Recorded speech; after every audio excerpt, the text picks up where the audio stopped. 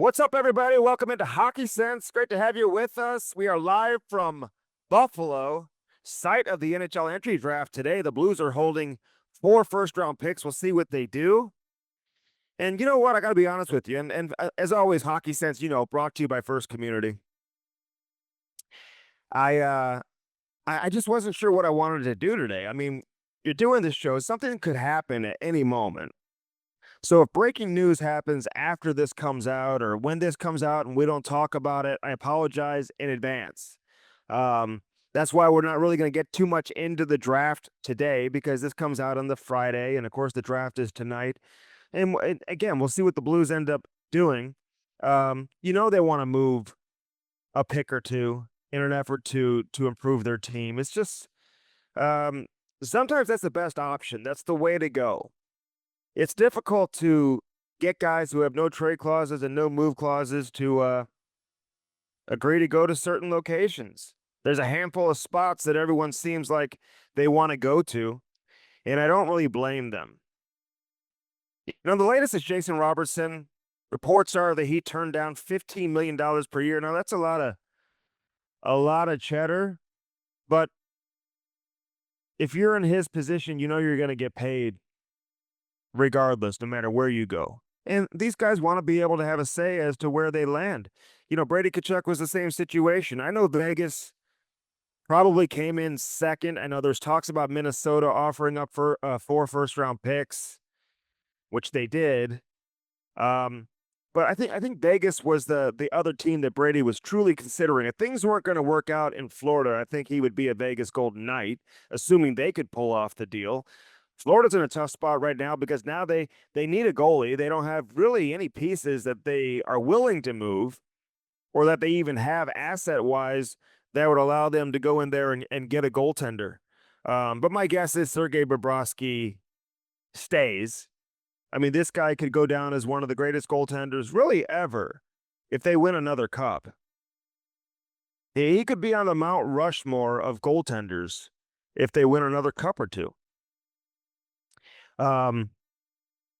He would have that type of resume. I mean, obvious Hall of Famer. You look at the hardware that he's won, not only as a team with the cups in Florida, but the individual awards with the Vezina trophies and whatnot. So that's an interesting one. I know these guys. Listen, they want the long-term contracts. They're putting the management in a tough spot. He's coming off of a significant contract that was paying him $10 million per year. So we'll see what happens with Bobrovsky. My feeling is he ends up back in Florida. Why would you want to leave there? They've got one of the best teams in the league. You're in Florida. That makes zero sense to me why he'd want to leave. Jamal Mayers is going to join us on this show. Also, Robert Thomas, man. Look forward to catching up with Robbie. Haven't been able to this summer, at least here on the show, and have him on and kind of get his thoughts on a lot of the stuff that's going on right now around the National Hockey League and certainly the St. Louis Blues. So we'll talk to Robbie coming up on this show as well as we continue to broadcast from Buffalo, New York, man. My whole family's from Buffalo. I grew up coming here as a young kid. Always came here for vacations and whatnot. I don't know if you want to call that a vacation, but I used to come to Buffalo when I was young, go see my grandparents, see cousins. My parents grew up here in Buffalo, so Buffalo's always had a special spot in my heart, man. Love coming back here, even though it's just not the most attractive downtown that we've ever seen.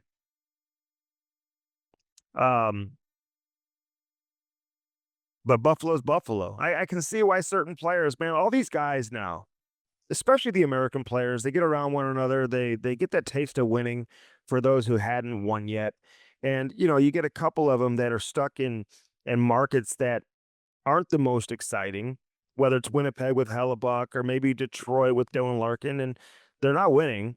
Although Hellebuck's obviously, he's on a better team. They've had some good teams, really good teams in the past. They won the President's Trophy a couple of years ago.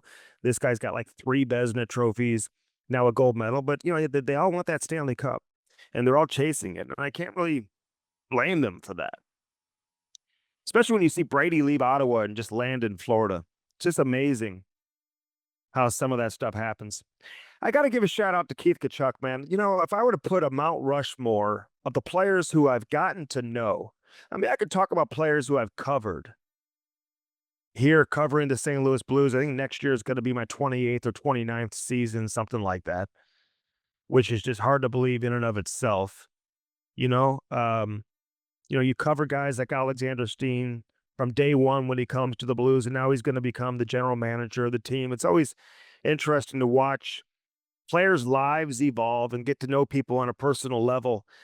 And if I were to put a Mount Rushmore up of players who I've gotten to know, who I've become friends with, who you've gotten to know their families, Keith Tkachuk would be front and center, man.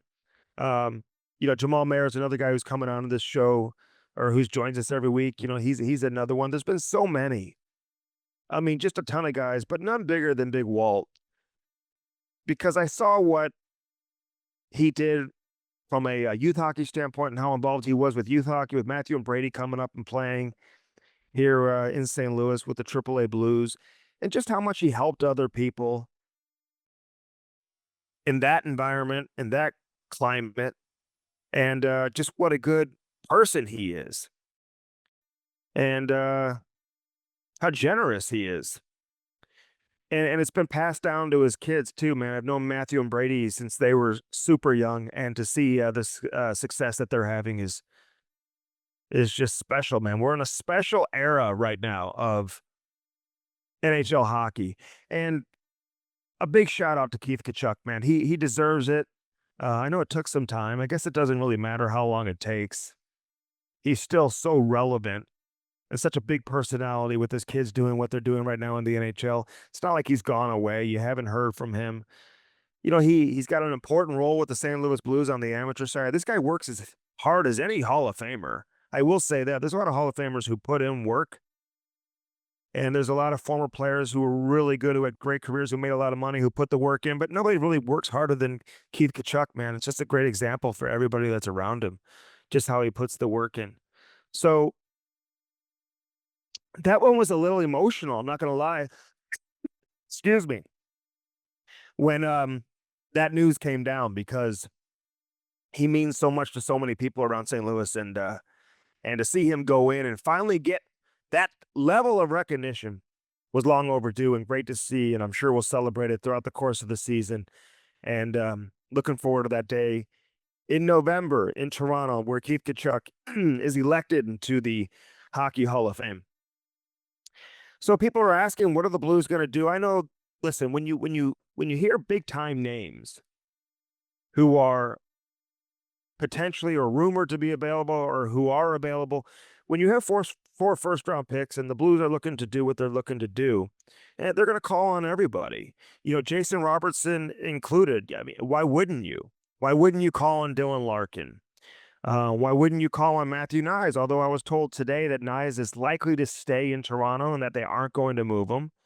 And there really hasn't been any talks that had Matthew Nyes close to being traded from Toronto.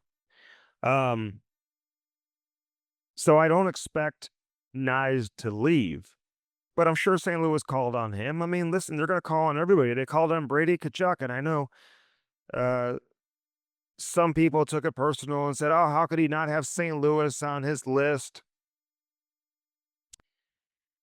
Listen, I said it over and over. He's not coming to St. Louis. And it's not about his feeling of St. Louis. It's just the reality of the situation. When you have that type of option and your brother's playing in Florida and you can pretty much go anywhere you want. You can call your shots. I mean, and you're from St. Louis. Your dad played here. He wants to create his own legacy. And I just think it's a lot of distraction for guys that go and play in their hometown. Some people love it. Some people enjoy it. Maybe it is what you want to make of it. But I just wouldn't hold that personal or hold that against Brady Tkachuk. I can really understand. I really can. So we'll get into a lot of different things with Jamal and then Robert Thomas here on this edition of Hockey Sense, brought to you by First Community. And we'll see what happens with the Blues. I mean, there's so many options that are in play. It's not like they want to move all of their picks. I know you're seeing some people saying, well, they want to move 11, 15, and 16. I mean, listen, if you're moving 11, 15, and 16, you better be getting an elite player, one of the top players in the league. Um, Dylan Larkin, for example, it sounds like he's going to end up in Minnesota. I think that's the prevailing thought among those who are close to him, that ultimately that's where he's going to land. But we'll see what happens with Robertson. I just feel like he wants to stay in Dallas. Whether or not that happens or not remains to be seen. If he's turning down $15 million, does that automatically mean that he would demand $15 million per, if not more, from Dallas to stay there? I don't know. The guy's had like 3 40-goal seasons, including last year where he had 45. It's still amazing to me that he didn't even make the U.S. Olympic team. He's not a perfect player by any means. But I do like Robertson, man. Anybody who can put the puck in the net. All right, I got to talk about Jordan Kyrou, man. A lot of you are probably like, oh, yeah, it's about time. Yeah, and now what happens? You move Kyrou, so now you're looking to replace Kyrou, and you're looking to add scoring. The Blues need scoring, and they don't have enough of it right now, in my opinion. They need goal scoring, and bringing Connor McMichael back, plus getting the 16th overall pick and getting a prospect who is highly thought of in Gestrine, is a great return for Kyrou. Listen, this was bound to happen. You knew at some point this guy was going to get moved this offseason. Some people thought it would happen last year or last offseason. There are certain people that I feel like maybe ran him out of town a little bit. I always felt like Kyrou was a little bit disrespected for how well he played. He's a different personality. He's not going to be chumming it up with a lot of media. You're not going to see him out and about doing podcasts and interviews. He kind of keeps to himself. He's quiet, but he really is a professional, man. He goes about his business the right way. He comes to the rink. He's ready to go. He's a rink rat. He loves to be around the rink. He loves talking hockey. And, I got to know Jordan very well during his time here. And I wish him nothing but the best, man. I hope he has a great run in Washington. They've got Alex Tuck there now. Ovi's probably going to come back. They've got a pretty strong top 9, and I think he'll fit in well there. I didn't think it was the best place for him to go, but ultimately it's where he wanted to go. I think he had other options, and with the no trade clause, he was able to steer himself there. But this guy liked it in St. Louis more than people realize. Like, he didn't want to leave. But people are always saying, hey, listen, get rid of trade Kyrou. Well, you better get some scoring in return, man, because this guy was a threat offensively that now there's a hole.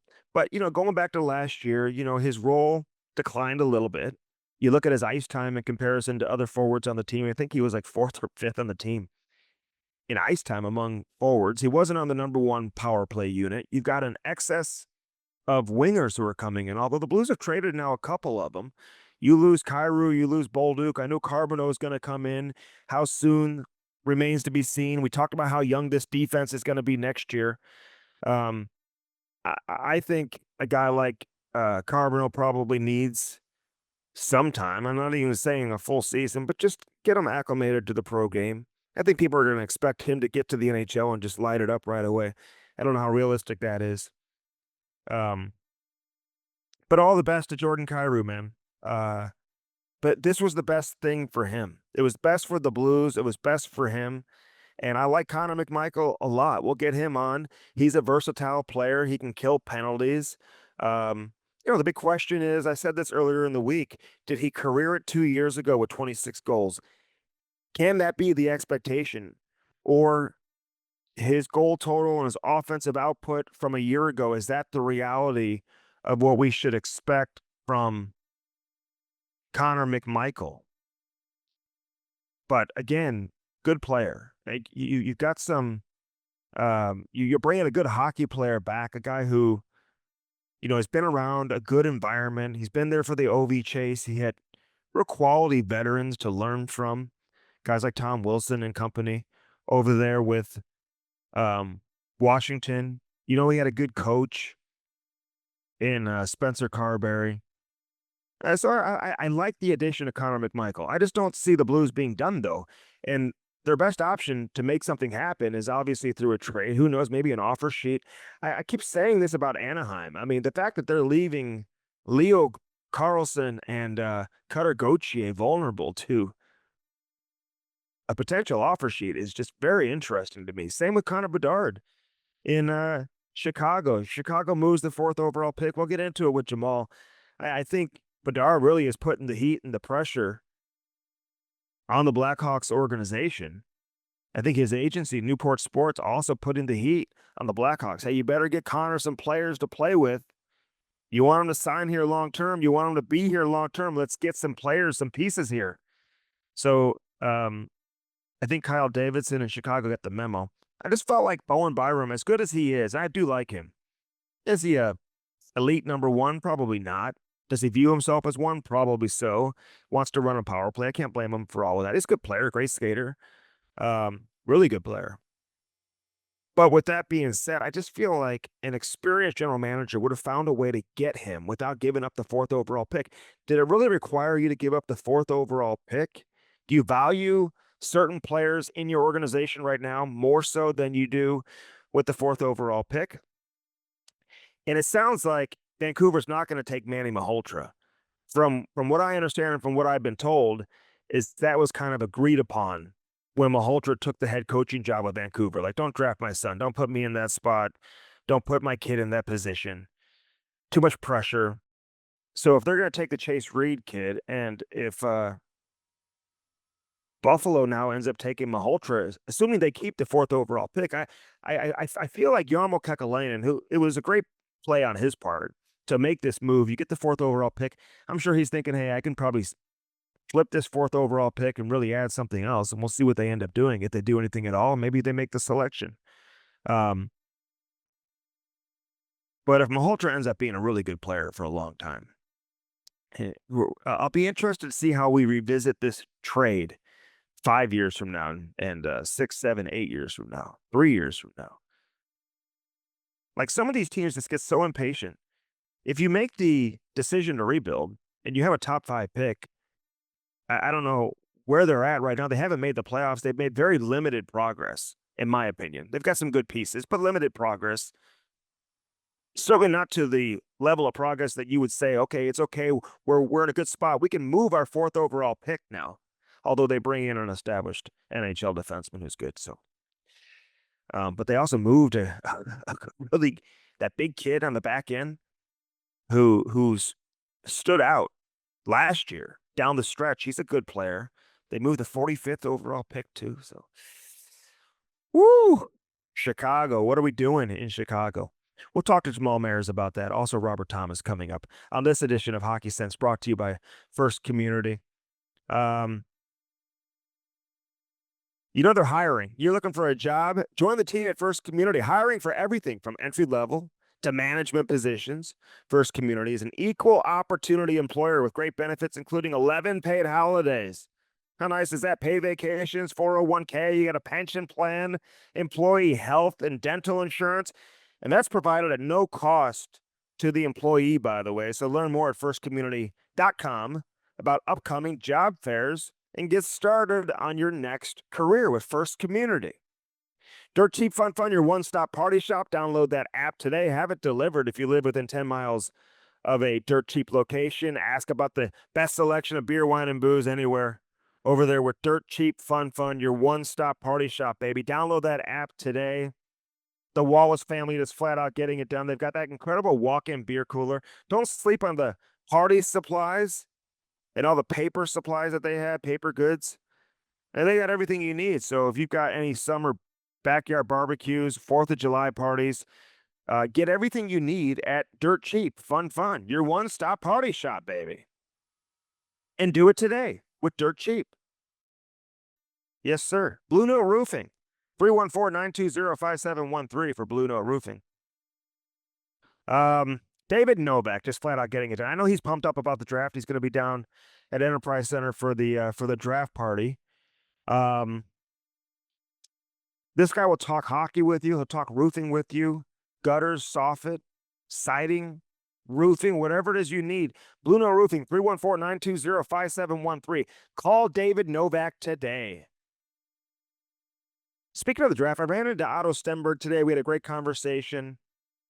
Really good guy. And best of luck to the Stenberg family. Ivar is going to get drafted today, most likely second overall to San Jose. If you're San Jose, why are you going to pass up on the second overall pick and bring a player like Stenberg into the organization? So you got Gavin McKenna going first overall to Toronto and then Stenberg going second overall. I think that's how most people had it over the course of the last several weeks. So Blue No Roofing, 314-920-5713. Lordo's Diamonds, get that special someone, something special in your life over at Lordo's Diamonds, lordosdiamonds.com. Say hi to Mike and Jimmy Lordo. He'll talk pucks with you too. They love the Blues. They love the Cardinals. They love talking sports. Best selection of engagement rings you'll find anywhere is right there at Lordo's Diamonds. Again, lordosdiamonds.com. That's the website. Right next to Truffles in the heart of Ladue. 314-432-8008. Stop on in, call them, make an appointment, and say hi to Mike and Jimmy. And they've got great men's jewelry too. Great selection of watches, chains, all of that. If you're looking for some of that too, you can find it at Lordo's Diamonds. Right there in the heart of Ladue. Been around for 70 years over there at Lordo's Diamonds. And Mako in Kirkwood. Better get Mako. Locally owned and operated since 1982 when the Cardinals won the World Series. Their staff has more than 100 years of combined experience in the collision repair and auto painting industry, more than 75 years of experience combined at the Kirkwood Mako location. Listen, they're a retail shop, but they specialize and prioritize quality service and value. So their goal is all about complete customer satisfaction. I had my wife's car go there the other day. If you got a wife or a teenager who's bumping into everything, paint damage, dents, they'll take care of it for you. Cosmetic collision repair and auto painting is what they specialize in. So listen, I know they're fully capable of repairing any collision, but they focus on drivable hits. So if you can drive your car in, they'll be able to fix it. And this allows them to turn cars over. People don't have to wait several days to get their car into the shop. In and out, in and out, in and out. So they turn their repairs around very, very quickly. They have good working relationships with all the insurance providers, fleet management companies, and they also offer up that best price guarantee, baby, and nationwide warranty on all Class A insurance repairs. Good as long as you own the vehicle. 5 miles pickup and delivery available by any appointment. So check out Mako. Also, Travel House, HAUS. Book that vacation with Travel House. Just went to the Dominican Republic, and they're unbelievable how they set everything up for us. They've got last-minute summer and fall deals available right now. Plus 2027 nonstop airline schedules are available to book. Travelhouse.com, HAUS, Travel House. All right, we've got Jamal Mayers coming up next. Robbie Thomas also coming up on this edition of Hockey Sense, brought to you by First Community. We'll talk it over with Jammer. He joins me next. We're in Buffalo, the site of the NHL draft. Round 1 is tonight. Thanks for stopping by and joining us for our Friday tradition here on Hockey Sense, brought to you by First Community. All right, Jammer's in the house without me. That's the dedication we get from Jamal Mayers, who is brought to you by Dobbs Tire and Auto Centers, and of course spas and more. We'll get into that here coming up. But Jammer, thanks for doing this. As always, walk us through your draft day. What do you remember about being drafted? What were you doing when you found out? I was actually in Quebec City. They were still in the league. That's how old I am. 93, couple of buddies drove up with me with my family. I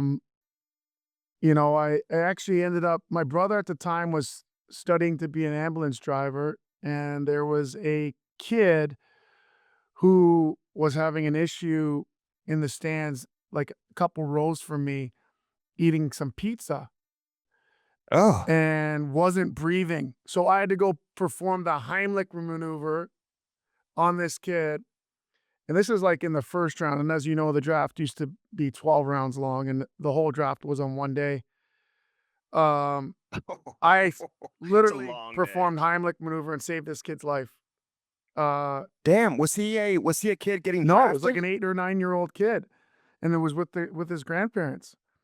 And my brother was walking around the concourse. He's the one who should have been saving the life, not me. But he had practiced on me, so I knew how to do it. And I gave the kid the Heimlich. I got nervous that I was going to break the kid's ribs. And the grandma said, I don't care. And I did it one last time, and a huge piece of cheese came popping out. And the kid Oh my started God. coughing and everything else. The funny part of the story was this. When I finally got drafted 2 hours later, my whole section who had seen what I had done was cheering for me. But now I'm drenched through my suit because can you imagine how nerve-wracking the day would have been? Then you add in the fact that, that happened. I was a sweaty mess and end up getting drafted. I'm sure the Blues are probably like, what is wrong with this guy? This guy's got a sweating problem. Did you go in the third round or fourth round? Fourth round, 89th overall. But back then, I think there was only 26 teams. But yeah, Yeah. Our 2018s, whatever it was. I think it's 26. 26? Yeah, so that'll get you in the third round in today's NHL for sure. 89th pick, man, ended up being a great pick. I mean, you played 10 years here in St. Louis and over 900 games in your career. I hate saying that you played 900 games because I feel like it's disrespectful. Because how many lockouts did you Two. No, endure? maybe 2.5. Missed a whole season, obviously in '04. It always still bothers me when they try to call it the work stoppage. It wasn't a work stoppage. It was a lockout. We were locked out. So let's make that clear for the final time. And then half a year as well. So maybe 2 half Yeah, seasons. you had the ACL injury Yeah, too. and that too. So no complaints over here. But yeah, you're right. Missing a year didn't help and getting hurt. Those things happen. But the 2 work stoppages, lockouts, were tough to endure. I know. Mike Sillinger used to always remind me. I used to tell him how many games he had, and he'd be like, 2 lockouts, buddy. 2 lockouts, bud. That's awesome. So, anyway, what are your thoughts on Chicago trading the 4th overall pick? Oh, it's a interesting move for them, but I think they had to. I like the move, especially if you're trying to convince, Bedard and others that it's a destination. They have to start making real like hockey moves, and they've for the last 2 or 3 years they've been stockpiling those draft picks and the draft Mhm. equity, and at some point you have to parlay that into players that are ready today. So, they need someone to quarterback the power play. I think that I forget the name of the Russian defenseman that they took. Was it second overall a few years ago? Yeah, Lashinov from I Michigan think that State. was a massive mistake. To me, you pick a defenseman in that position, he's got to be able to be your quarterback, your every situational type of guy, and I don't think he has that offensive upside. Quite puzzled by that pick, and I think this kind of covers some of that mistake. Yeah. It's an interesting one. I just think, like, I just hope for their sake that whoever's taking 4th overall, and it's probably going to be Manny Malholtra's son, um, if he goes on to have a great career and becomes a star player, I mean, we'll revisit this 3 years down the road. I just feel like some general managers, Jamal, are so creative and so skilled and so experienced, they can make that type of move to bring on that quality of an NHL player when you have all these other assets without moving the 4th overall pick. It's just, you know, you have a top 5 pick. Those are tough to give up. You don't see it happen very often, ever, really. And then now we do in Chicago. So we'll see how it plays out. What do you think of Byram? I know he envisions himself as a number 1. Is that the type of is do you like that move for the 4th overall pick to bring that specific player there? Well, I'll be honest with you. You see a player like that, and you wonder if he's that good, why is he now on his 3rd team? And Yeah, I get why it didn't work out in Colorado because had we've got McCarr Makar there. Yeah, there. But the fact, I forget who the other right-handed defenseman that kind of replaced similar to Makar that's there now. They had made the determination that he is better than who they had, and they made a move. But now you go to Buffalo and you think, okay, now there's going to be a real opportunity for him to show who he is. You know, even though they have other really good defensemen, and it doesn't work out for a second time. So the question and the spotlight will now be squarely on Byram to be that guy. And I think he's running out of, I think once you make 2 moves, I believe he's younger than 25. Um, the questions will start being asked if this doesn't fit, this doesn't work, that it's no longer opportunity or situation.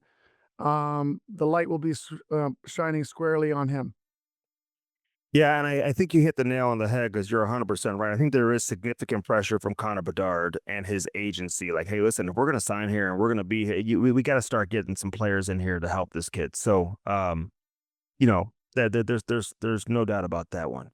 What about Kyrou? Going to Washington in the package the Blues got in return from the Capitals. You get the 16th overall pick, so now the Blues are sitting there with 4 first rounders, which is so uncommon in NHL history. It's only happened a handful of times for a team to have 4. San Jose has 3 this year.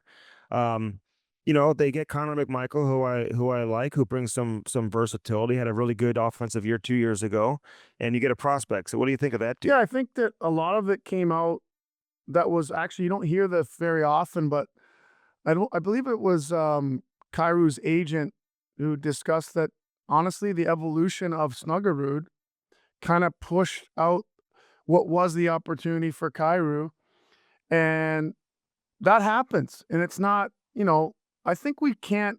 I think what we should do first is appreciate what Kyrou was able to do. A lot of times Mhm. we talk negatively about a player, but this is a guy, I believe it's been 30 years, um, that a player had the consecutive 30-goal seasons, 3 of them, I believe, as a Blue, and there's only 2 others that have done that.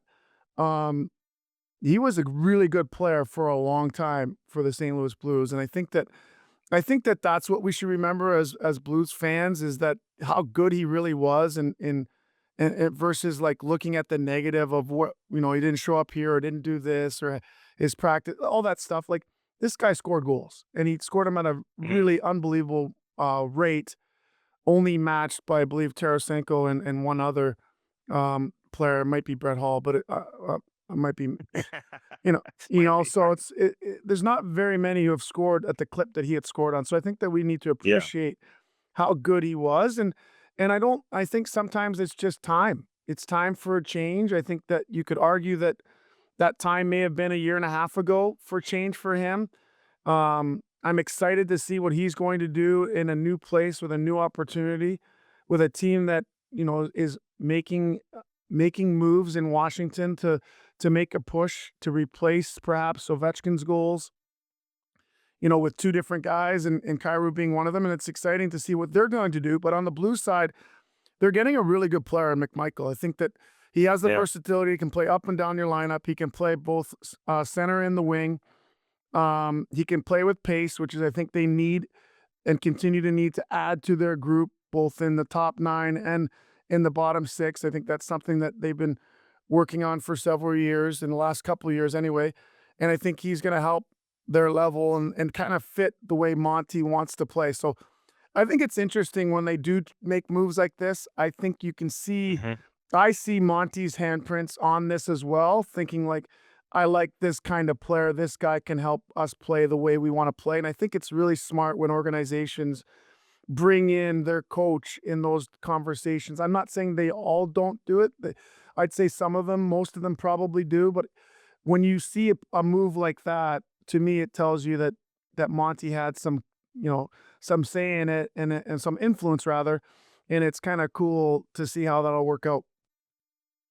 Yeah. And I think that's well said. And listen, this guy, I know people were critical and some, but no one ever criticized his ability to show up to the rink and be ready because he practiced hard, man. And he came to the rink. He's a rink rat. He loves shooting after practice. He's always staying on the ice after practice. I think that was passed down from Ryan O'Reilly and he and Shen and Holloway. I mean, they stayed on the ice forever, Jammer, after practice. Like he loves the game. And listen, there aren't many guys that are a perfect player. He was a second round pick, not a top 10 pick. And if you redid that draft, he would certainly go high in the first round if you had to redo it. And talking to Army, like he made it clear that, listen, what the rest of the league thinks of Jordan Kyrou, there was a lot of interest in him. And, he had the ability to decide where he wanted to go, which wasn't easy for him. I think leaving St. Louis is going to be harder than a lot of people realize. He really, really liked it here. But a lot of people wanted him gone, and now what are the Blues trying to do now, Jamal? They're trying to replace that. They're trying to add scoring, Yeah, right? exactly. So now you need to find a goal scorer who can replace his 30 goals, even though he didn't score 30 last year. But it's not easy to find those No, guys, they you know? don't grow on trees, and I think that, when you find them, you wanna keep them, and I think there was just time. I mean, he had 18 goals, this past season, which was a down season, obviously, for him and at the clip that he was traditionally scoring at, and I think that Washington hopes that they get the player from a few years ago, and you know, the reality is the Blues get a nice pick out of it and a real serviceable player. Yeah, and that can happen when he wasn't on the number 1 power play, right? I Yeah. mean, to and I think his ice time, I think he was like 4th or 5th, like a lot of games. He was 4th, 5th, 6th in ice time among forwards. Like his ice time had gone down a little bit. But you look at the analytic numbers, I think people appreciate his game when you really dive into who he is. Like he has really improved his game defensively. He's got the puck all the time. His possession numbers are good. I think he led the team in broken up or intercepted passes in the defensive zone. Little stats like that that I think do tell a little bit of what he's capable of doing. I just hope he has success out there in Washington, and I know you do too. What about Jason Robertson turning down $15 million a year to Seattle? What does that say about players just being able to I mean, listen, now he's a guy who's going to be able to get paid no matter where he goes, and he knows that. So it's a little easier to probably say no to Seattle. But what does it tell you about where Seattle is at right now, and how do you look at Jason Robertson, who's scored 40 goals 3 different times? Wow. I feel like Seattle's just been sputtering for since they came into the league, and they don't have they were hoping Matty Beniers would be that guy. I don't think he is. Shane They're Wright. hoping Shane Wright obviously would be. He certainly isn't with 12 goals this past season. They don't have a bona fide superstar, and they were overpaying, and it still didn't work, which is really difficult um, for their organization and what they're trying to accomplish. So it also says that players have more say. They're going to dictate. He is now going to get 15. There is going to be 3 or 4 more teams that are going to give him that. He'll have a lot more say in where he's going, and I think with the cap going up, I think the players in general are taking more ownership and control. That teams are able to take on more money. But teams in reality, and we talked about this throughout the season, Strick, is that teams are going to be able to have 15 to $17 million players and Mm. 3 to 4 $10 million players. That's how much the cap is going up. So that's the reality of where we are. And it seems like a crazy number, but that's the way the landscape is going. I think it's going to be common knowledge, common practice, common talk in the next, 3 years that there's going to be several players making over 15. Mm. Brady Tkachuk going from Ottawa to Florida. Some criticism because of what he said publicly, that he doesn't know where these rumors are coming from and he wants to stay. That's why I'm always hesitant to ask players those type of questions on the spot. I don't know what you expect them to say. Could you imagine if he would have come out and said, "No, I don't want to be here. I'm gonna," it's like, what do you really want him to say?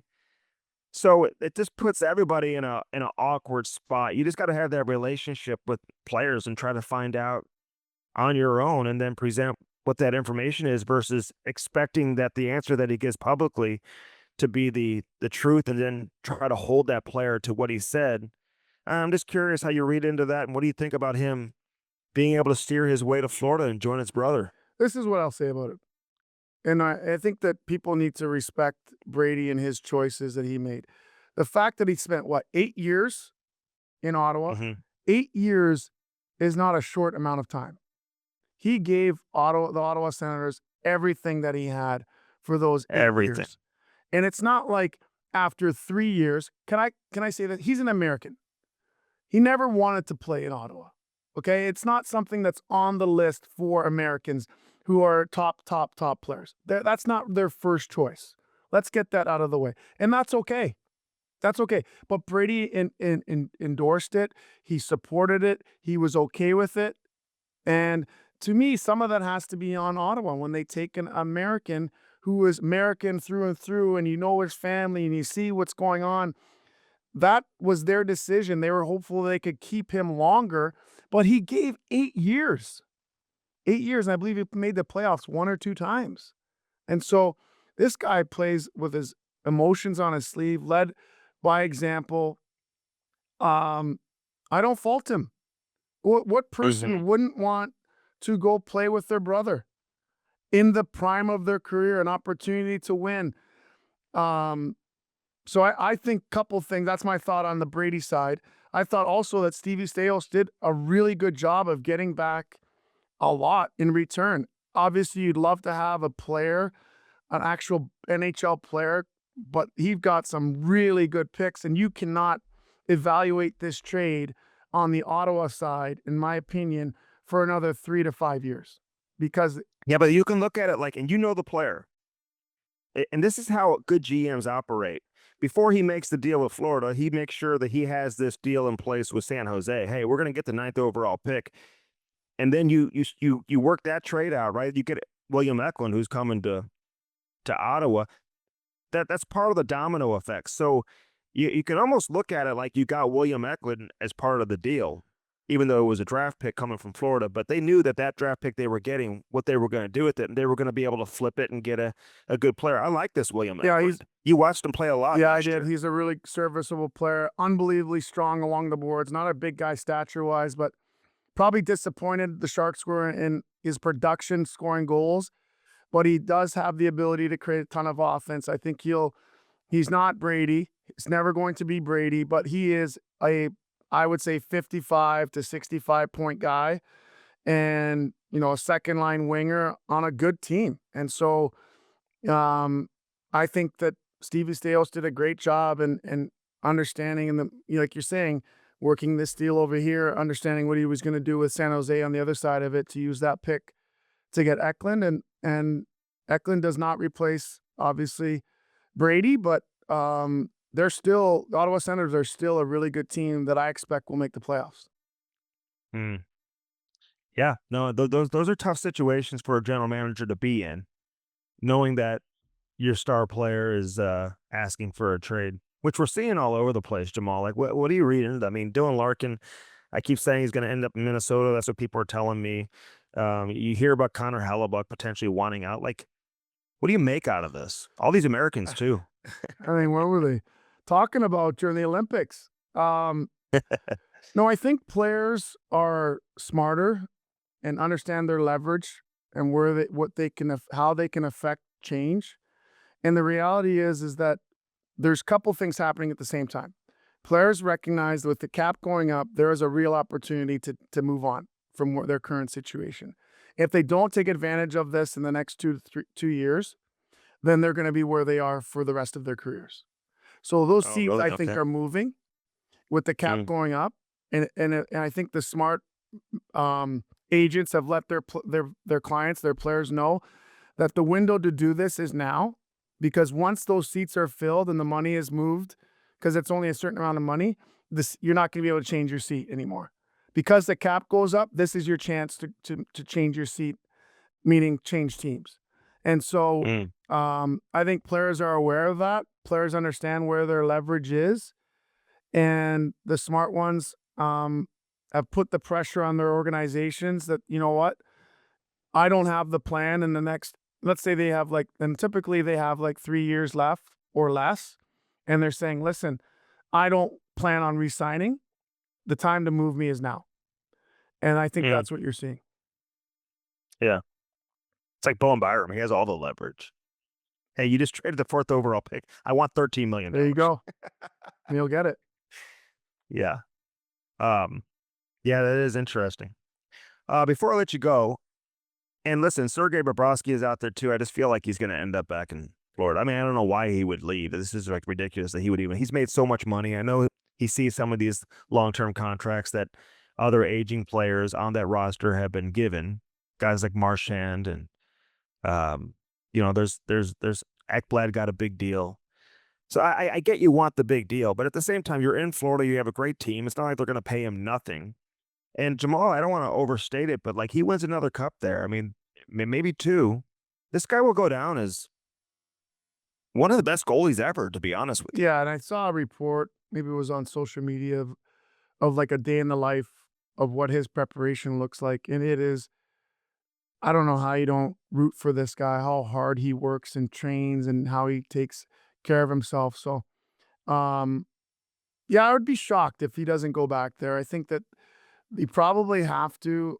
I'm sure Zito has another kind of avenue and kind of working another thing on the side, perhaps with the Blues to get Binnington or whatever those great GMs do because they have to have a backup plan if this doesn't work out. But I would agree with you. I think that the window for the Panthers is the next 4 to 5 years, even. So um, Hmm. I think he's still an unbelievable goaltender. I think it'd probably be really important for them to insulate him so he doesn't have to play 50 to 60 games. It'd be nice for him to play 45 to 50 max. And help get someone in there to kind of help him, and so he stays fresh for the playoffs. Yeah, the problem is the Blues aren't just going to give Binnington away. I mean, he's a they first off, Florida needs one, Yeah, right? So you've got a little bit of power there. He's got an incredible resume and a iconic status here in St. Louis. I mean, so I just don't know if Florida has the pieces to make a trade like that. They're kind of running dry, Jamal, when it comes to who they're willing to move and what really the assets that they have available. They don't have picks, um, and they're not really deep prospect wise because they don't ever draft. So it's like that. But I 100% agree with you. It'd be a great spot for Bennington to go in there and try to win another one, and he'd be a perfect fit there. So we'll see how it plays out. Um, Big Walt goes into the Hall of Fame. Man, I mean, how many Hall of Famers have you played with? oh, geez, I don't know. Quite a few. Al, Yeah. Prongs, Walt, Pierre Uh, Turgeon, um, Joe Thornton, Joe Thornton. Joe McGinley. McGinley, has he gone in? McGinley's in there. Yeah. Um, I didn't know if he went in yet. I'm just trying to think how long these guys have is even Phil been Kessel in there? out of the game. Not yet. No, He not will yet. be. Um, who else? Patty Marlowe. Is he? He's not Not in in there. yet. He's eligible this year, but he didn't go in. Is he a Hall of Famer? I Do you think think? he's. Yeah, with all those games and the amount of goals. Yeah, he's in. A lot of He's in. It's games. going to take him a little bit, like it did Walt, but I Hmm. think he gets in. Hmm. Yeah. Yep. I feel like we're forgetting somebody that you didn't mention. Anyway, you didn't play with Brett Cujo, did Hall. you? And he's not in. Cujo, I did. Yes. Brett Hall. Okay, he's not in yet. He'll Get get in. into Yeah, it. that's a great point. If you look at his wins, it's unbelievable. And he made a point. We spent some time together over the last, since we've been retired, and he makes a great point to advocate for him to be in. Is that they didn't have they had ties back then. So if you look at his win total, you Yeah. you got to understand that what 50% at minimum of those ties could have been wins if there would have been the shootout and overtime and all that. Yeah. So he's got a lot Yeah. of ties too. All right. So big walk going into the Hall of Yes. Fame. Unbelievable. So happy for him. Obviously well deserved. 538 goals, I think it was. 50 goal seasons. He would have won. They didn't even have the Rocket Richard then. He would have won it, 2 or 3 times. Um, Consummate teammate, warrior, played the game the right way. Um, and you know what? I think what I love about what he's passed on to his boys is that the number one compliment that I'm sure makes Walt feel the best is that the way that his boys treat the training staff and the people around the rink that you don't really get to see, that's their reputation, and that's because of Walt, and that's the way he was. Um, just a consummate teammate, played the game the right way, and you know so fun to watch him dominate games, and when him and Pav were rolling, wow, they were dominant. Yeah. Great person too, man. And just you're just happy, that he goes in. And it's great for the Blues to get another Hall of Famer too. So big shout out. We'll have plenty of time to talk about Walt as he goes in November. Enjoy the draft tonight. We didn't get too much into the draft. I told the people beforehand, just I know some people tune in on Saturday, and some people don't have a chance to even watch this prior to the draft. So I think we all anticipate Gavin McKenna going first overall. I ran into Otto Stenberg this morning, talked to he and his parents for a while. So, they don't know, but like the idea is that Ivar is going to go to San Jose, so that would make sense. And we'll see what else happens throughout the day. It could be a crazy day, Jamal. We'll see how it all plays out. But who brought you to Hockey Sense this week and every single week here, live from Half Coast Studios? Yeah, well, first we got to talk about my buddies from spas and more. You think about local master spas. I know you've probably been in your hot tub with all this rain, fixing your I miss sore bones or whatever that's going on with you. I don't know why you feel so sore, but so they have locations in Sunset Hills, Missouri, and Overland Park in Kansas. Mike Leahy's the owner of Spas and More. Master Spas is an American hot tub and swim spa manufacturer located in Fort Wayne, Indiana. They're the largest hot tub and swim spa manufacturer in the U.S. Michael Phelps Chili Goat Tubs. Can't wait to get mine in a few weeks. Angie Hess, Mike's daughter, runs the show there at Sunset Hills. Spas and More offers high-quality hot tubs, swim spas, cold tubs, and infrared saunas for all of your health, wellness, and relaxation needs.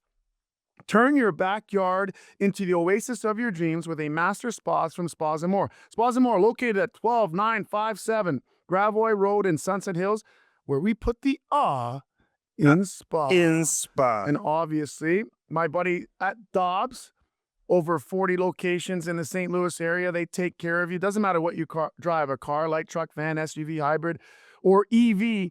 And they don't just do tires. They'll come in, diagnose your vehicle. And the best part about them, well, there are two best parts. They'll make sure that you're not overpaying. They'll get you in the budget-friendly tire. They always have deals. Doesn't matter what time of year it is. And they'll make sure they diagnose your vehicle. And the best part, they'll get your car in, up, fixed, and out the same day. Go to Dobbs.com for more. I love it. Jammer, thanks for coming in, man. I appreciate it. Great insight. I know the people love it as well. And we'll do it again next week and kind of have an idea where all these guys end up going. So I'm looking forward to it as always. With the Blues having 4 picks, do they move? Do they move off of that? It'll be interesting. I think there's going to be some fun trades, too. I can't wait to talk about all those. Yeah. All right. Looking forward to it, man. Thanks as always. Have a great weekend. Take care. See ya. Robbie Thomas in the house. Thanks for doing this, Robbie. I appreciate it. Yeah, thanks for having me, Andy. How's your off season going? It's gone good so far. Just finished up like right around June 1st, got back. So I've spent some time with the family, just hanging out, and thankfully the St. Louis weather hasn't gotten too hot. So I'm at the draft right now. Give me a good draft story. What was your draft day like? I remember getting the scouting report from Matthew Tkachuk right afterwards. He gave you a good one. It was actually spot on. I should send it to him right now and say, this is what you said about Robbie. It was very accurate. So what was your day like in 2017, right? Yeah, 2017. A lot of it was just sitting around waiting. I had my whole family in Chicago. We went out for some deep dish pizza. We just kind of walked around the city, and then probably 2 hours before the draft, maybe 3 hours before, we were just sitting in the hotel, just anxiously waiting. And I had no idea where I was going to go. I think my agent knew, but wasn't telling me anything. So I was just sitting there waiting. And you have a couple teams that you think you have good interviews with, and when they kind of come up, you get excited. And obviously St. Louis was one of them. So Gavin McKenna, he's likely to go first overall. You have Ivar Stenberg, obviously Otto's brother, and the Blues have 4 first-round picks. So if you were to sit down with a kid who's going to hear his name called tonight and go in the first round, what's the advice Robert Thomas is giving him? I would just say take your time. Like that's your moment. I know I was rushed to get up there and take our picture and kind of just stuck in the whirlwind there. I think my tie was like sideways in my photos. So just take your time, enjoy the moment. It's all about you in that moment, and that's all I really got. All right, so you had a great second half once again, and I know you were dealing with the injury. Give the fans an idea of the level of discomfort you were in the first half of the season, and having that procedure done during the Olympics, how much that helped you and how good you felt down the stretch. Yeah, I won't go kind of too much into it, but it wasn't fun. It was something where I got hurt the year before, and it healed up fine, but just the way it healed, quickly caused some problems. And I that's kind of what ultimately led to the decision of getting that done in the middle of the season. You try and push through and wait till the end of the year, and you don't want to miss any games, but just got to a point where it's better off getting it done and resting up for the second half. And so when you're watching Snuggerud, and Holloway's been around for a little bit longer, like you're watching these guys, do you sense that you would have success if you were put on a line with those two guys? Like when you're watching them, were you like, hey, this could work if I played with them? And whose idea was it to put you three together? Yeah, that was Monty. Definitely there's so many guys on the team that just watching you're like, oh, that would be awesome. And I didn't really got to play too much with Holloway. Obviously, him and Jordan and Shenner the year before were amazing together, and Snuggy coming in, just the way he got more and more comfortable as the year went on. And you never know how different combinations work, and it just clicked right away. Holly's obviously got a ton of skill, speed.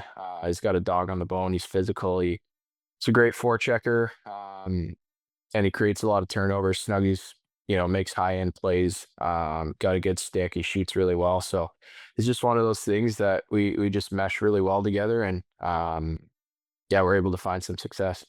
All right, so you go to the World Championships, and you played some great hockey there too, Robbie. I know it was disappointing maybe not to finish it off. What led to you deciding to go, and are you glad you went? Yeah, it's definitely been something I've wanted to do for a while. Just haven't been able to do it, and then just being healthy at the end of the year. So this was the first year I was, feeling really good. I was healthy, and was given a great opportunity to go over and play and experience it with my family, bring over my wife and daughter, and um, yeah, it was a no brainer for me to go over. It's really cool getting to play with other players, other coaches, kind of refreshes your mind on hockey, changes it up a little bit, and you learn a lot over there. So that's what I was really excited to do. Was this the first time you played with Crosby? Yeah, first time I got to play with him, so that was really cool. Just being able to watch him every day. Um, he's hockey royalty in Canada, so just to say I've been able to play with him, I got a cool picture of us playing together, and yeah, it's pretty awesome. So what do you take away from playing with him? Like, how much are you picking his brain, talking hockey with him, whether it's at night, away from the rink, on the ice during practice? Because I know your hockey IQ is super high. You like to get into the intricacies of the game. And so were you able to do that with Sid and really get into some deep hockey conversation with him? I wouldn't say too deep. I think mostly revolved around on the ice, whether it's in practice, asking him where he likes different things, how he sees it. Everyone sees the game so differently, yet the game is pretty simple. So it's pretty cool to get different perspectives. And yeah, I picked his brain a little. Me and Shifley were talking a lot.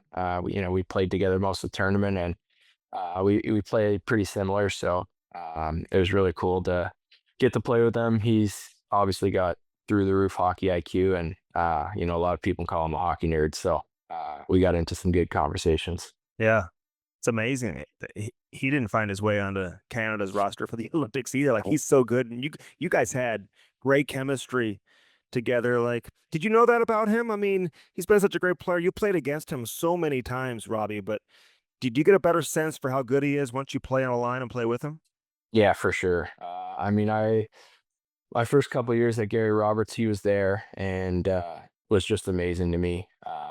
Yeah, he taught me a lot. He was someone I always asked questions to, and kind of followed along in the gym and on the ice. And then he went his other way, and then get to play against them. We've always stayed in touch, and yeah, it was really nice to get to play with him finally. Yeah, super nice guy too. What about Celebrini? Before we move on, I mean, he's a young kid, but do you still find yourself being like, damn, like I knew he was good, but then you see him play, you see him prepare, you're on the ice, you're in the dressing room with him. What's your takeaway from playing with him? Yeah, no, he's amazing.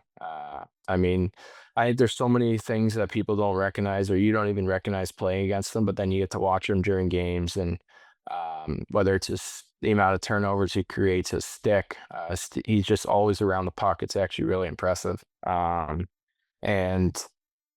yeah, just couldn't be nicer of a kid. Like he's obviously he's young. He's got a big role in everything, whether it's San Jose, Team Canada, and just the way he handles it. And but still is, a lot of fun as a 20, 21 year old. So it's really cool.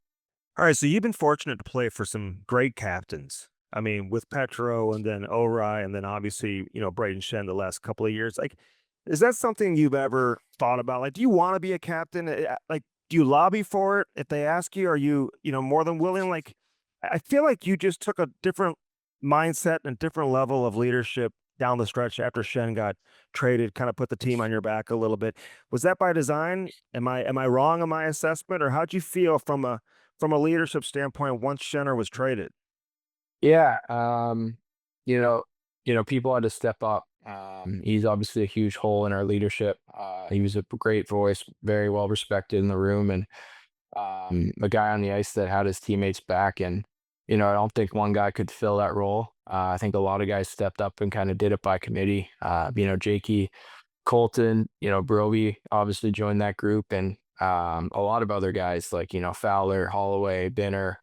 There's so many guys that really stepped up when he got traded, and I think that approach is what makes teams strong. Is it can't be one guy, it can't be a group of four, it's got to be the whole team. And I think that's what really led to a lot of our success down the road, and trying to build something. We've kind of taken steps forward, steps back, and we kind of stuck in that mud for the last couple of years. And doing it as a team, I think we'll be able to gain some momentum here.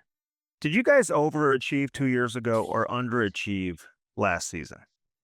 I would say underachieved last season for sure. I think we ended the year as one of the youngest teams in the league.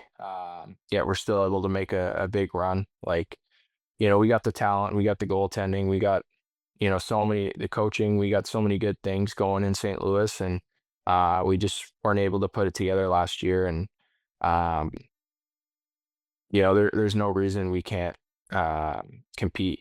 Like we feel like we're a really good team, and although we might be young, we feel like we can be really strong in the Central Division. All right, so you always wear your emotions on your sleeve. You could tell when you're frustrated, when things aren't going the team's way, or maybe even your way earlier in your career. How much have you learned throughout the course of your career to kind of channel some of that energy and just kind of stay a little more even keel, like we saw from you really down the stretch this past season after the Olympic break? Yeah, people aren't perfect. I'm not perfect. That's something I've obviously really tried to work on the last couple of years. And yeah, you have good moments and bad moments, and it's something I'll continue working on. Yeah, I'm an emotional guy. I love to win. I love for my teammates to have success, and um, when it's not going either way, it's frustrating. I feel like I'm letting my teammates down, and that's a lot of the kind of frustration I deal with, and I ultimately show. So, um, yeah, no, it's definitely something as a leader you wanna change, but you got to be who you are, and I think that's really important too. You can't lose it either, right? I mean, you're an elite player. That helps you. That probably drives you a little bit, right? Just that level of enthusiasm and intensity that you bring. Yeah, I think a lot of people are their hardest critics. They're the hardest on themselves. They feel like they're letting their teammates down when they're not playing well. And yeah, that's something that motivates you or pushes you to, whether you're in a little slump, to break out of it, or um, to keep on getting better every year. So I think that's where um, that stubbornness is sometimes good. How difficult was it to hear your name in trade rumors, Robbie? And were you able to put like what allowed you to kind of put that aside? Maybe dealing with a little bit of the shock of hearing it and still finding a way to like elevate your game at the level that you did. Yeah, I mean it's tough. There's no sugarcoating it to hear it.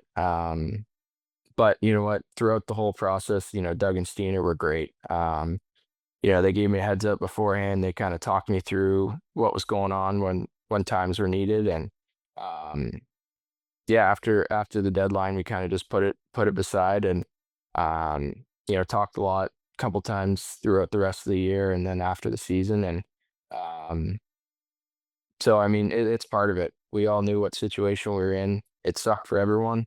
Obviously, some guys were traded, some guys weren't, and Um, I guess we gotta just not put ourselves in that situation again. So it was put to rest a few weeks ago. So when you hear that, does that allow you to relax and just go enjoy the summer?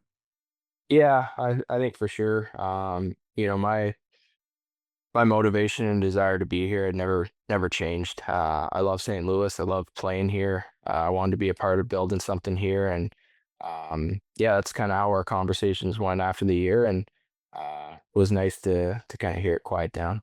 All right, so when you see players turning down $15 million a year and the money some of these guys are making around the league right now, I mean, as another player who signed several years ago, you still have several years left on your deal. But what's the chatter like amongst players around the league, just seeing how much some of these guys are getting paid? Yeah, um, yeah. I mean, like it's great. It's great for the players. Like, we obviously during COVID, like league took a big hit and everything kind of got backlogged a couple years, and the game's at a really good place if guys are starting to make that kind of money and the cap's rising and all that stuff. So as a player, you're excited for the people you play against or play with who are signing big deals, and yeah, it's great to show kind of where the league's at now, how much we've grown, and where it's going to go. All right, so you and Jordan Kyrou, you guys were kind of attached to the hip, two of the big faces of the team, younger players now evolved into bona fide stars in the NHL. So he gets traded. You guys signed matching contracts a few years back. What's it like seeing a guy like Kyrou get moved, who you've been around for a long time? I mean, what do you say to him when you talk to him? Yeah, it's really tough. Obviously, we came in the league pretty much together. We played our last year in juniors together, and really grew up together. So it was hard. You obviously hate to see someone go with that kind of talent, that level of goal scoring and playmaking and all the things you do on the ice. It sucks, but at the same time, kind of where we're at and the direction we're going, and things needed to change and people need fresh starts, and um, so I'm happy for him. I got to play with or play for Carberry at the Worlds, and just a great hockey mind, and I think Jordan will really like him. So that's kind of where what we talked about is a lot of good memories. Happy for him to get a fresh start, and yeah, I think he's in a good situation.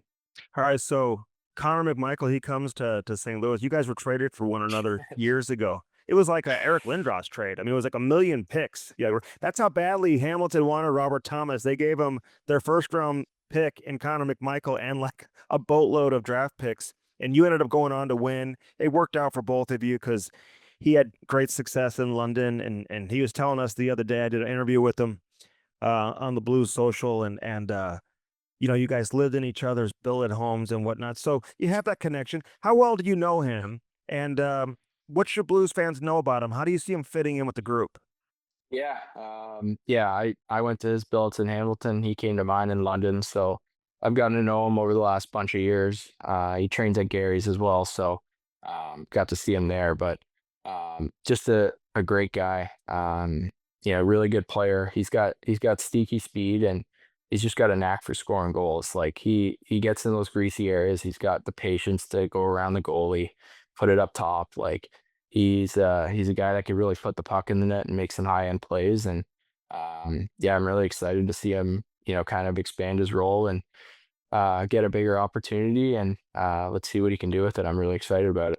All right, a few more things for you. So Alexander Steen about to take over as general manager. They're going to make that official announcement coming up on the 30th, even though it's already been made official. But that transition is about to take place next week. What have your conversations been like with Steiner, and what's it like having a general manager that was a teammate? I mean, you guys won together. You guys have been through an awful lot together as players, and now to have him be a GM, a guy who used to be one of your peers in the dressing room. What's that like? Yeah, I think, it obviously takes a bit of a learning curve for both of us. Even Perry, Binner, like it's different having a guy you used to play with to now being your boss. And it's a different relationship. So it takes a little bit of time to kind of figure that out. But the great part is we know who he is, we know what he's all about, and that part's really exciting.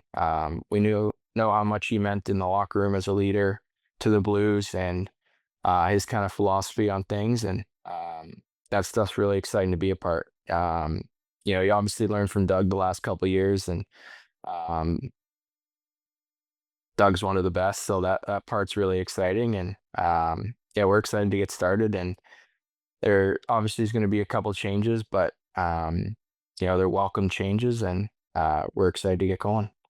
What's your summer training routine like? Are you like Connor McDavid, like stick handling through cones and jumping over like sticks and like just are you on the ice daily? Do you stay off the ice for a long period of time? Like what are you doing right now? Yeah, it's a little different with the Worlds this year. I'm still trying to figure it out, but I usually take a month off after the season. It's good for the body, and then slowly start getting back on. Don't really do any stuff off the ice like stick handling through cones, but I get on the ice, at least 3 times a week. Whether it's OT stuff or just stuff that I've learned over the years that I'd like to work on, one timers, different stuff like that. And then kind of as you get into August, you start middle half of August, you start playing some mini games, battle stuff, and whether it's 3-on-3 or kind of design drill games, get your feet moving and get you back in, an attacking mindset. So do that, and then just working out Monday to Saturday, and whether it's track workouts in the gym, a lot of different stuff. So how do you balance the family life? Now you got the kids now. Are you spending most of the time in St. Louis? Are you up in Toronto? Where are you spending most of your off season? Yeah, still figuring that out. Probably half and half this summer. We'll spend some more time in St. Louis, and yeah, I think for me it doesn't really change too much during the season, other than obviously games and travel. But you spend most of the morning, working out, and whether that's skating, off ice, all that kind of stuff, and then when the kid's up from her nap, then it's my time to shine. So she's ready to rock. I love it. I love it. How was Switzerland, by the way? Like It's really cool. you tell Pew Sitter now like that he's from like the most amazing place. It's nice, huh? Yeah, it's awesome. We were in Bern mostly, and that place is really cool. It's kind of got that old European style cobble streets, streetcars everywhere, and then they got this amazing river that just goes right through the city that people just jump in to go to work. It's crazy, but yeah, it's really nice. All right, so everyone knows you lived with the Tkachuks. Big Walt goes into the Hall of Fame, or he just got announced that he'll be inducted in November. What was your reaction to that? And how excited are you for he and the rest of the family that he's going in? Yeah, so pumped. Obviously something he's deserved for a while. He's been waiting for a while and hoping that it eventually will come true, and couldn't have happened at a better time. After they both won gold at the Olympics, and yeah, it's been a big couple years for the Kachuk family, and yeah, I was so excited. Was with them all weekend, and then he's getting nervous, he's hoping, and just to finally hear it is so awesome. Yeah, it was great, man. Do they ever have a bad day, the Tkachuks? So does anything ever go wrong? I mean, everything works out for the Tkachuks, man. I love it, you know? Yeah, I'm sure every day is not perfect, but they've been on a good run. They've been on a really good run. Brady gets traded. What do you make out of all this movement? I mean, you got to hear about players wanting out. Like, are we seeing a changing of the guard a little bit in terms of, you know, how players view their experience and their careers? Like, it's different, man. I mean, you hear about it with Borensky now too, potentially moving forward. Like, it's interesting. I'm just curious your perspective. Yeah, I think everyone has their own situations, everyone has their own things they want to do in their career, and um yeah, I think like there's definitely some big change. I think the last couple of years it's been kind of building up to there's going to be start to be more changes in the league, whether that's contracts are coming down in years, you know, push back and forth about trade clauses coming out. Like there's been a lot of stuff talked about, that I've learned through the PA, and it seems like there is going to be big change in the league coming up. So I think that might be part of it, but yeah, everyone's got their own kind of perspectives and what they want to do in their career. And I think having the Olympics back in, ignited some people maybe. Yeah, there's no doubt for sure. All right, last thing for you, just with the Blues having 4 first-round picks, free agency next week, like, how eager are you to see what happens between now and the beginning of training camp and what this team could look like? Yeah, obviously 4 first round picks is crazy. I don't remember the last time a team's had 4 first round picks, and um, yeah, there's a lot of stuff up in the air, and excited to see what Doug and Steiner do, and over the rest of the summer, because it's an exciting time. We got a lot of young talent coming that we're all excited to see as players, and yeah, it should be a lot of fun to follow along. Yep. I'm looking forward to the season too. You guys have a good team, man. Especially with your goaltending and the evolution of Mayu and some of these guys too. I'm looking forward to seeing them get another year under their belt, and maybe you guys can surprise some people, Robbie. I feel like people are maybe counting you guys out a little bit heading into the season. Yeah, we feel the same. We kind of got nothing to lose at this point, and we got a young team that's hungry, and we got a lot of skill, and we're really excited to get going here.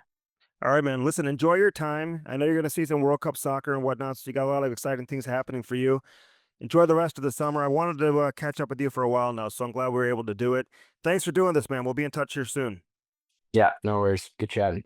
Always great to catch up with Robbie Thomas. I'm glad to get him on the show. All right, this is Hockey Sense brought to you by First Community. We'll wrap things up when we come back. It's draft day in the National Hockey League. I'm Andy Strickland. Thanks for hanging out. All right, so we appreciate Jamal Mayers for joining us, Robert Thomas for joining us, and it should be a great day. Looking forward to it, and hope you enjoy the draft and everything that comes with it. And we'll have plenty of stuff to talk about next week. The Blues are going to introduce Alexander Steen as their general manager this week.